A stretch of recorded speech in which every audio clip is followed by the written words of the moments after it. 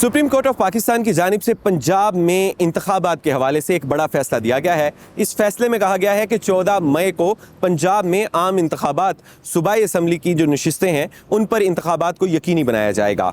मुस्लिम league नून, वफाकी हुकूमत और उसकी इत्तेहादी जमातों की जानिब से इस फैसले को कबूल ना किए जाने का तासुर दिया जा रहा है, जबकि दूसरी जानिब वो इस बेंच की फॉर्मेशन के ऊपर भी एतराज़ात करते रहे हैं। ये भी बताता चलूँ कि सुप्रीम कोर्ट का ये फैसला चीफ जस्टिस उमर अता बंदयाल की सरबराही में 3 रुकनी बेंच, जिसमें जस्टिस इजाजुल हसन और जस्टिस मुनीब अख्तर भी शामिल थे, उनकी जानिब से सुनाया गया है। जबकि दूसरी जानिब तहरीके इंसाफ की जानिब से इस फैसले को खुश आइंद करार दिया जा रहा है।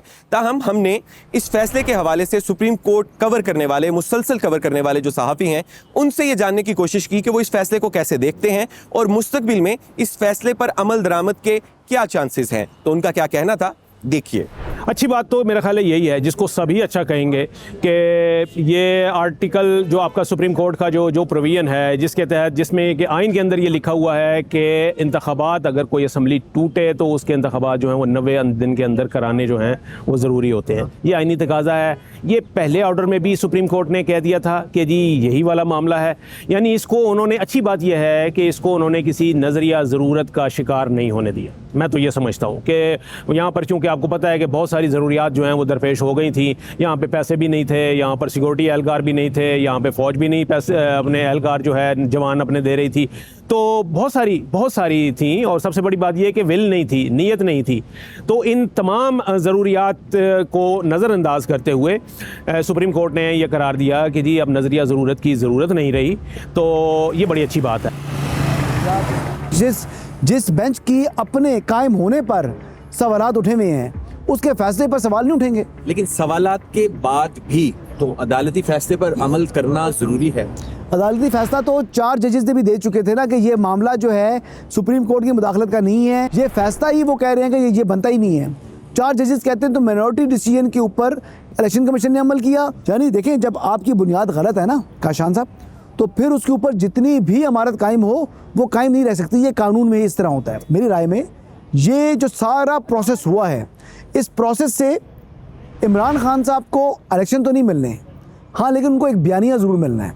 उस बयानी से वो ये कहेंगे कि मुल्क की सबसे बड़ी अदालत चीफ जस्टिस की सरबराही में कायम 3 रुकनी बेंच, उसने इलेक्शन कराने का हुक्म दिया, उस पर अमल दरामद नहीं हुआ। ये उनका बयानिया है। देखें, इस फैसले में एक तो अच्छी खबर ये है कि मुल्क में आम इंतखाबात का ऐलान किया गया है, लेकिन इसके साथ जो तशवीश की बात है वो इस ऐलान पर अमल दरामद होता हुआ नज़र नहीं आ रहा और ये फ़ैसला रियासत के आइनी सतूनों में एक तसादुम का बायस बनता नज़र आ रहा है। और ये सिर्फ आइनी सतूनों में तसादुम का बायस बनता नज़र नहीं आ रहा, सुप्रीम कोर्ट के अंदर भी एक तसादुम की सूरत हाल इख्तियार हो चुकी है। ये सुप्रीम कोर्ट इंतहाई अफसोस के साथ हम कह सकते हैं इस वक्त वाज़े तौर पे 2 धड़ों में बटी हुई सुप्रीम कोर्ट नज़र आ रही है, जिसमें मौजूद चीफ जस्टिस उमर अता बंदयाल साहब अपने लाइक माइंडेड जजेस के साथ उठ बैठ रहे हैं, उनके साथ उन्हीं के बेंचेस बना रहे हैं और उन्हीं से फैसले दिलवा रहे हैं। जबकि दूसरी तरफ जो हैं वो सुप्रीम कोर्ट के दीगर सीनियर जजेस हैं, जिनमें आप कह सकते हैं कि उस तरफ मेजॉरिटी सीनियर जजेस की है, जबकि मौजूद चीफ जस्टिस उमर अता बंदयाल साहब के साथ मेजॉरिटी जूनियर जजेस की है।